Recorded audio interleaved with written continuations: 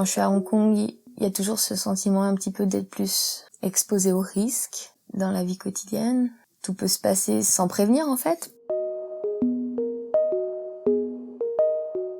Bonjour et bienvenue dans Vivre ailleurs, un podcast qui donne la parole aux Français expatriés aux quatre coins du monde. À travers leurs yeux et leurs expériences, ils nous racontent leur vie loin de la France. Entre découvertes et préoccupations du quotidien, venez découvrir ces personnes et ces destinations les premiers et troisièmes jeudis du mois.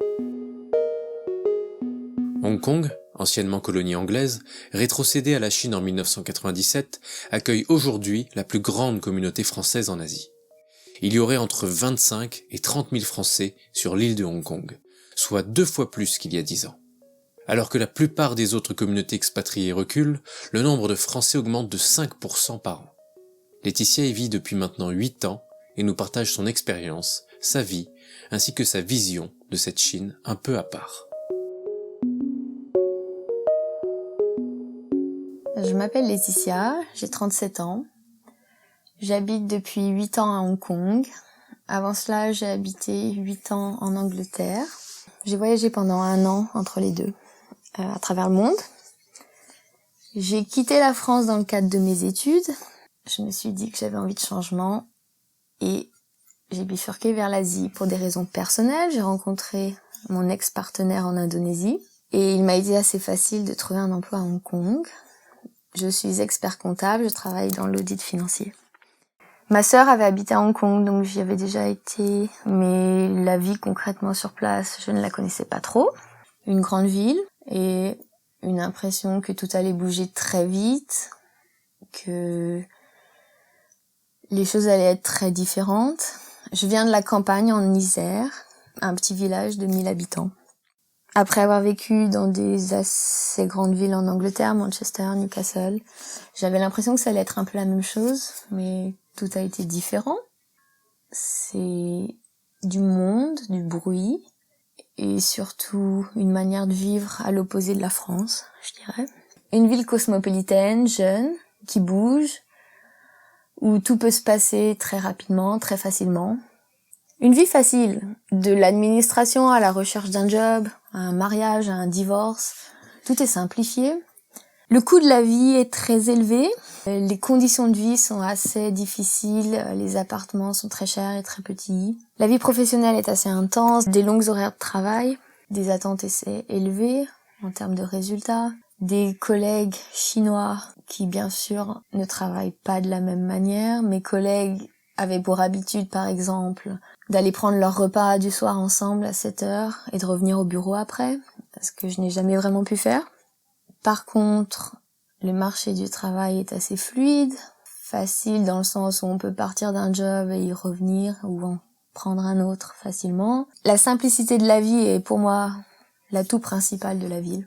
En termes de contraintes administratives, professionnelles, tout est simplifié. Par contre, ça a ses désavantages. J'ai moi-même perdu mon job du jour au lendemain, sans aucune compensation financière, sans rien du tout. Donc dans ces moments-là, il y a certaines choses de la France, bien sûr, qui manquent un peu. Dans mon idéal français, je vois un pays où il y a quand même certaines sécurités, où certes, on paye beaucoup, mais on reçoit quand même beaucoup aussi. Et du coup, quand je suis à Hong Kong, il y a toujours ce sentiment un petit peu d'être plus exposé aux risques dans la vie quotidienne. Tout peut se passer sans prévenir en fait.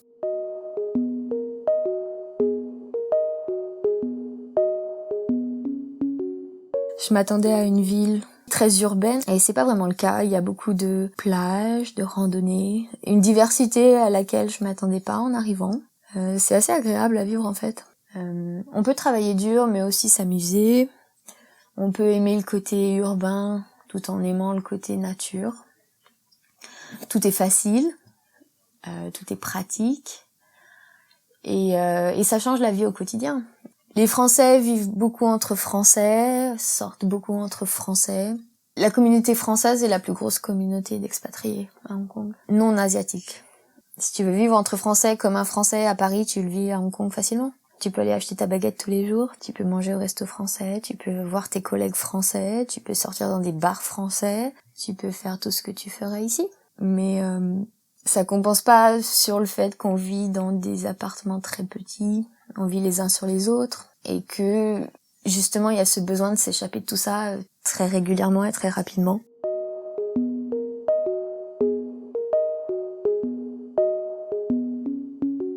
Il est assez difficile de s'intégrer avec les populations locales.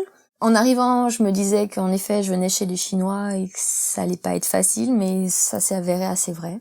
Ils sont gentils, ils sont serviables, mais il y a un certain fossé entre nous et ça, je pense que bien qu'on essaye de passer au-delà, il existe. Ils ont une manière assez individuelle de vivre. Ils savent être polis, ils savent être courtois dans leur milieu professionnel, mais en dehors de tout ça, il y a leur petit cercle d'amis et leur famille qui comptent. Et entrer dans tout ça n'est pas facile. Il y a la langue aussi, forcément. Ils parlent anglais, mais pas forcément à un niveau assez bon pour qu'il y ait des conversations assez élaborées qui s'engagent. Je n'ai aucun ami chinois, voilà, après 8 ans. Je pense qu'en arrivant, je voyais l'image d'une ville où il y allait avoir un peu toutes les nationalités, où il allait être facile de se créer des amis. La réalité a été un petit peu différente. Il y a à peu près 20 000 Français à Hong Kong. Et je pense que j'en connais pas beaucoup. Donc, je ne sais pas si c'est un échec personnel ou ma situation reflète la situation de beaucoup d'autres Français à Hong Kong. J'en sais rien. Sur le plan amoureux, en tant que femme occidentale, c'est très difficile. Déjà, les Chinois, je pense, ne se dirigent pas vers les femmes étrangères. Ça arrive, bien sûr, mais c'est pas une généralité. Et les expatriés hommes ont tout simplement envie de se tourner vers les Asiatiques. Donc non, ce n'est pas facile. Et c'est d'ailleurs une raison pour laquelle j'ai envie de partir de Hong Kong. Je vois pas trop comment arriver à solutionner ce problème. S'il y a un homme pour 20 femmes, c'est compliqué. Je la connais pas la proportion, mais c'est comme ça que je le ressens.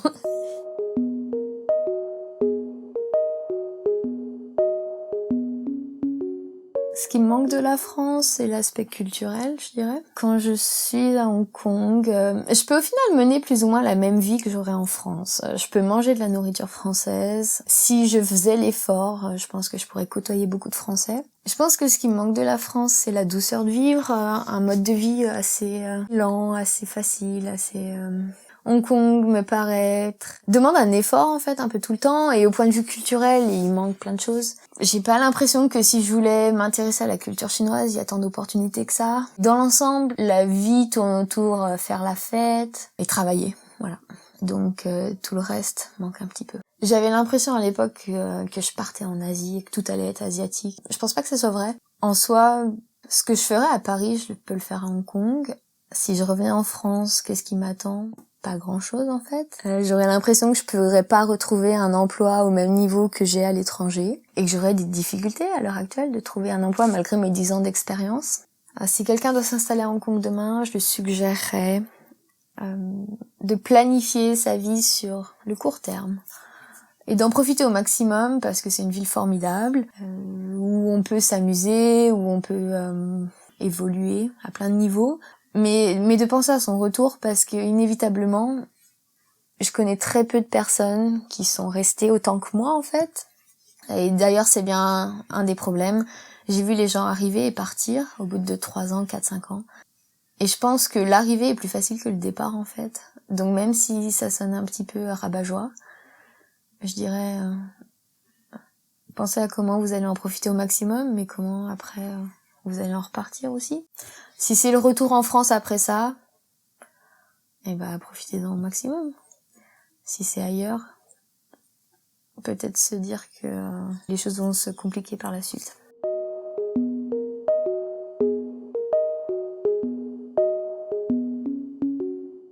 La chose la plus frustrante, c'est se trouver face à certains locaux qui clairement ne font aucun effort, comme les taxis qui, parce que tu as une blonde au bord de la rue, ne vont pas s'arrêter. Il y a les gens qui parlent anglais, il y a ceux qui parlent pas anglais en fait, et ceux qui parlent pas anglais ont décidé qu'ils feront pas l'effort. Voilà. Et du coup, c'est assez frustrant au quotidien parce que quand ça fait presque une éternité que t'es sur place et que toi t'as l'impression d'être chez toi, au final t'es quand même vue comme une étrangère à qui on veut pas avoir affaire. Il y a du racisme envers les domestiques, les Philippines, les Indonésiennes. Et là, clairement, la discrimination, elle est évidente.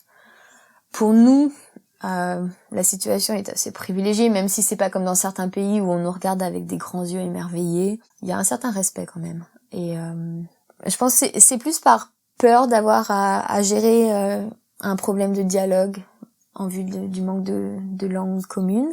Je dirais que les Chinois dans l'ensemble sont assez bienveillants, sont gentils, mais ça c'est pas évident au premier abord. Ils paraissent assez froids, assez tournés vers eux-mêmes. Mais avec un peu de temps, on apprend à les connaître et ils sont pas comme ça. Mais la première impression est la mauvaise. Après quelques années, j'ai réalisé que bien qu'au premier abord, on paraisse assez différents, on vit un peu de la même manière. On travaille tous assez dur, on met l'accent sur notre carrière, mais c'est pas vraiment ça qui compte. Si on s'arrête aux apparences, mes collègues chinois paraissaient bosser beaucoup, se centraliser sur leur profession et pas vraiment avoir d'autres priorités. Mais en les comprenant un petit peu mieux, on se rend compte que à leurs yeux, ils ont pas vraiment le choix et ils le font par nécessité. Et je pense que ça, c'était une idée que j'avais en arrivant, où je me disais qu'ils travaillaient parce qu'ils aimaient ça, parce que leur carrière était tout pour eux. Mais en vue du coût de la vie, en vue de plein de contraintes pour évoluer localement, je me suis rendu compte qu'ils le faisaient par dépit, plus ou moins. Et à ce niveau-là, on n'est pas si différents. Ma carrière n'est pas tout dans ma vie, tout comme la leur ne l'est pas. Mais si on se base sur les premières impressions, on pense le contraire.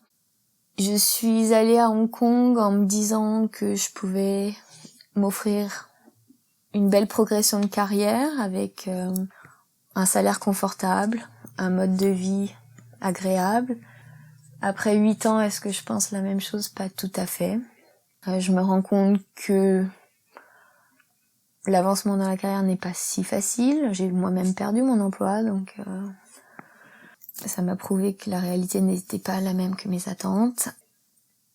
La vie n'est pas idéale. J'en ai un peu marre de vivre dans 20 mètres carrés pour 1500 € par mois. D'autres facteurs, j'ai pas d'enfant moi-même, mais l'éducation est très chère. La pollution, enfin plein de choses font que je me rends compte que c'est pas du tout une ville idéale. Mais après, comme tout le monde, quand on est dans ses petites habitudes, ses repères, c'est un peu dur de s'en sortir. Et la décision de quitter Hong Kong à l'heure actuelle n'est pas très facile. Est-ce que j'ai envie de revenir en France pour autant? Non. Mais je cherche juste ma prochaine destination.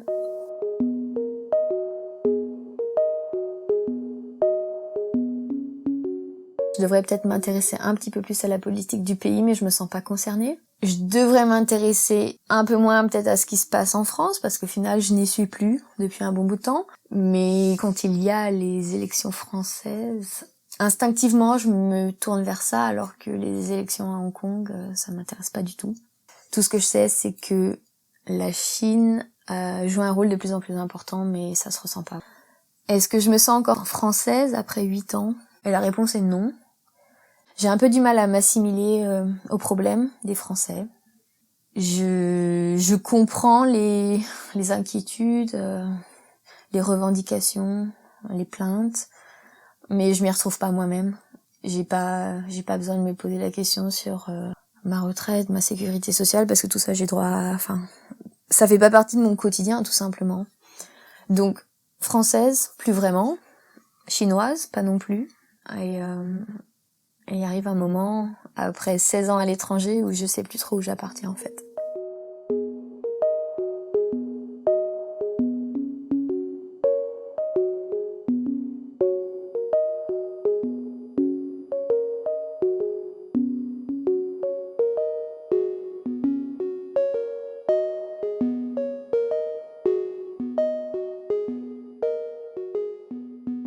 Merci d'avoir écouté cet épisode de Vivre ailleurs. Je suis Guillaume Morel et je vous invite, si vous avez aimé ce podcast, à le partager et à nous laisser un commentaire étoilé sur la plateforme d'écoute.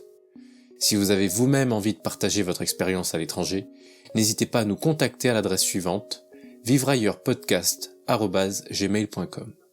À dans 2 semaines pour le prochain épisode de Vivre ailleurs.